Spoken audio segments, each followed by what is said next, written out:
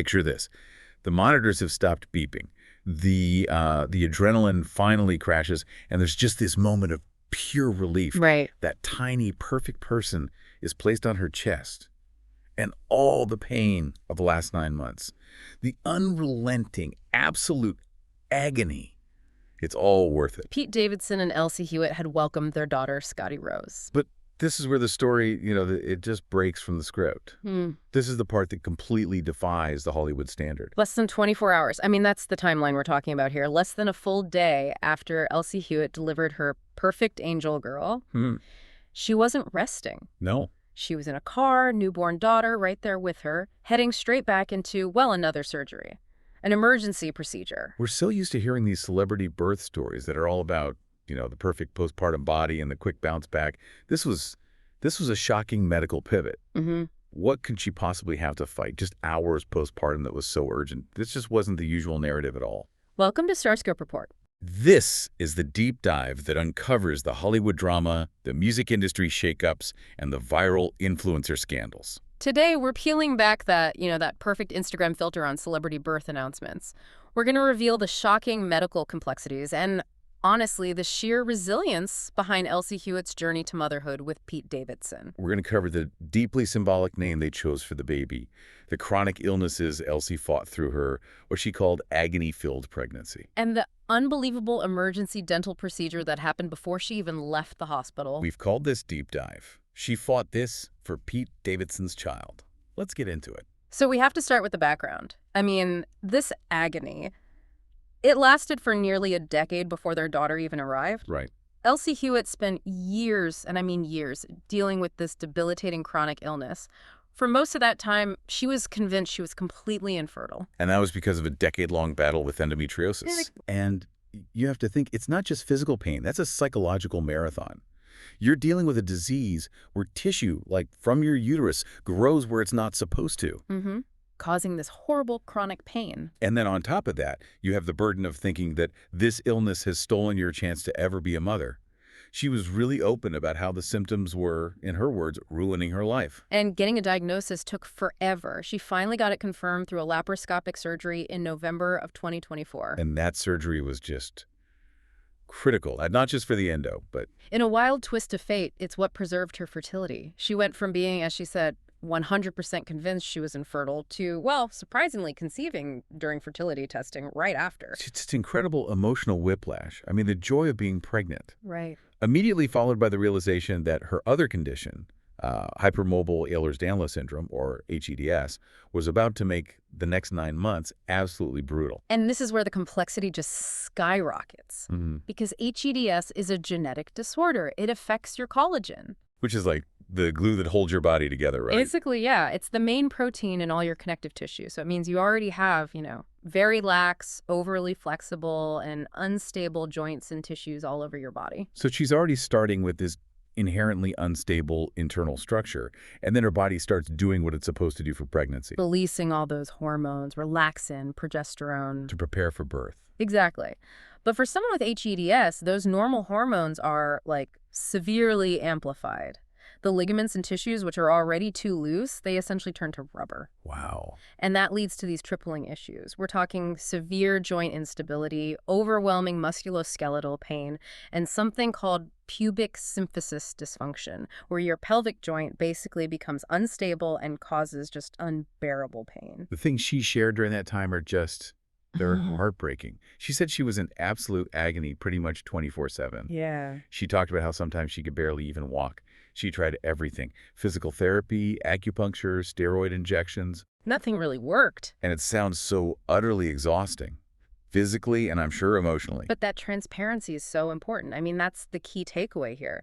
She chose to share that reality because she knew it was a form of advocacy. For other women going through it. Right. Because a lot of women don't even realize the full scope of their hEDS until pregnancy hormones just, crank everything up to 11. She helped validate thousands of people who feel like their pain is just dismissed. She even asked on her platform, these really fundamental questions. Did your pain go away after? Does it get better? Am I going to die? And those are questions that come from a place of real fear. It's just such a necessary counter-narrative to the idea that pregnancy is always this, glowing, perfect experience. The pain was nonstop, but what came after the intense labor was, well, that was maybe the most jarring medical emergency of her entire year. Stick around to hear what Elsie called out on Instagram as something only a new mom with hEDS would ever have to go through.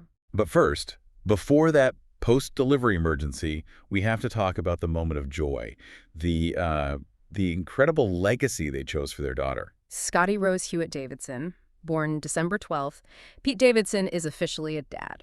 Which, I mean, that's a life goal he has been so open about for years. It's a really big deal for him. And the name, Scottie, that's the centerpiece. It's such a direct, incredibly emotional tribute to his late father, Scott Davidson. The FDNY firefighter who died on September 11th. The middle name, Rose, is Elsie's middle name.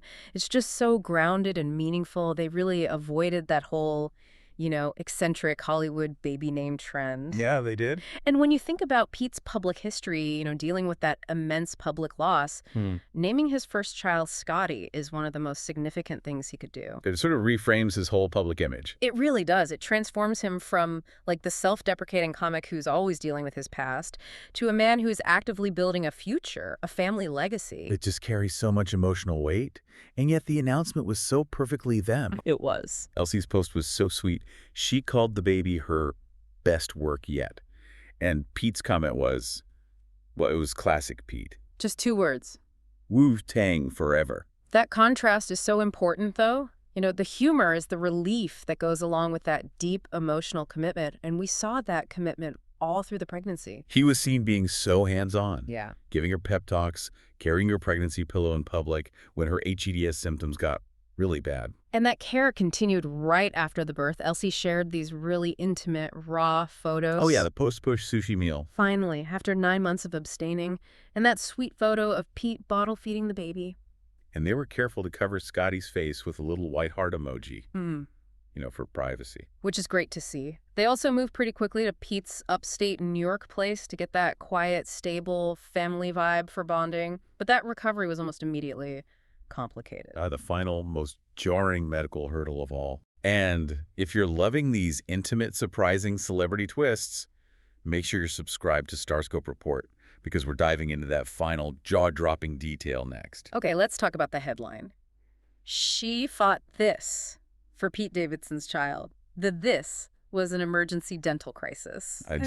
I still can't get over this. Less than 24 hours after giving birth to Scottie Rose, Elsie Hewitt is in a car with her newborn. Having just had emergency wisdom tooth removal. A physical demand of that is just, it's hard to even grasp. You just finished labor, one of the most physically demanding things a person can do, and now you're sitting through major oral surgery. She posted this sarcastic selfie afterwards that just captured the absurdity of it all. She asked, who else had to get a wisdom tooth removed directly from the hospital the day after they gave birth? Which makes you ask why? I mean, what made it so urgent? Why couldn't it wait like a week or two until she was home and rested? Medically, a decision like that suggests the risk was really high. The infection was probably progressing so fast it was becoming dangerous to her overall health. So like life-threatening. Potentially, yeah. The urgency points to something acute, like pericornitis, which is a really nasty infection of the gum tissue around a tooth that hasn't fully come in. Right. And the thing is, the incredible physical strain of labor, plus all the immune system shifts that happen right after birth, that can turn a problem that was just sort of simmering into a full-blown crisis that needs immediate intervention. The infection just couldn't wait. It couldn't wait. And once again, we have to connect this back to her hEDS. Because that makes oral surgery uniquely dangerous for her. It absolutely elevates the risk, dramatically. For hEDS patients, any oral surgery is complicated because of that connective tissue laxity. So her jaw. Exactly. The risk of her jaw joint, the TMJ, becoming unstable, or even dislocating just from holding her mouth open for the procedure, it's a very real, very acute threat. So this wasn't just urgent, it was also highly complex and risky for her specifically. Yes. So let's just break down that recovery for a second. She's recovering from childbirth. While also managing the intense chronic pain and joint instability from her hEDS. And now she has to deal with the pain, the swelling, and the risk of dry socket from major oral surgery, all at the same time. And, for wisdom tooth recovery, day 3 is usually the worst day. That's when the swelling and inflammation are at their peak. Oh, my God. So that means Elsie Hewitt spent her first 3 days of motherhood enduring peak pain in 2 completely separate major areas of her body. It's almost an unbelievable combination of medical demands. She just completely defied that whole celebrity bounce back narrative. Instead, she chose to be transparent and show the messy, painful, and frankly unbelievable reality of postpartum recovery when it's compounded by chronic illness. It's a really powerful picture of what resilience actually looks like. So we started this deep dive thinking we were just talking about a celebrity birth announcement. Right, a simple story. But what we found was this powerful narrative of survival, from fighting endometriosis and infertility to enduring 9 months of absolute agony from hEDS. To then facing an emergency wisdom tooth extraction hours after giving birth. And Elsie Hewitt's transparency, along with other celebrities who've talked about pregnancy making their hEDS worse, it's just so crucial.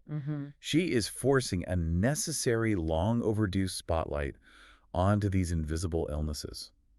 She's validating thousands of women in the chronic illness community who so often feel just isolated and unheard. Her honesty really demands that the medical community look closer. It shows that we need better research, more funding, and just a better clinical understanding of these conditions, especially how they intersect with something as huge as childbirth. And I think the final thought for you, the listener, is this. When you see that celebratory Hollywood headline, remember the layers of pain and the complex battles that might be hiding just beneath that perfect white heart emoji. Elsie's fight wasn't just for her child. It was for the visibility and validation of millions of people who are suffering in silence. Hit that subscribe button so you don't miss our next dive into the stories behind the fame. You've been listening to StarScope Report, where Jordan and Jamie uncover the stories shaping Hollywood, music, and pop culture. Thanks for tuning in, and don't forget to subscribe for more stories that keep the stars shining.